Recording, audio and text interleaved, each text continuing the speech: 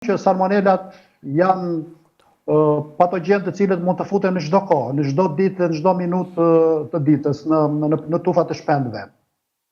Dhe kontaminimi ose infeksioni i salmonelave në një fermë mund të futet në rrugë të ndryshme, nga ushqimi, nga ajri, nga toka, mund të futen nga insektet, nga zogjt. Pra, mënyra e kontaminimit është shumë fishe.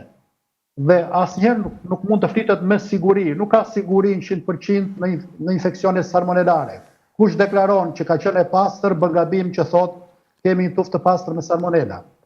Kjo është dhe arsyeja që Bashkimi Evropian, por edhe autoritetet e tjera në vendet e zhvilluara vën kushti për monitorimin e vazhdueshëm të salmonelave dhe për ngritjen e programeve të monitorimit në nivel kombëtar.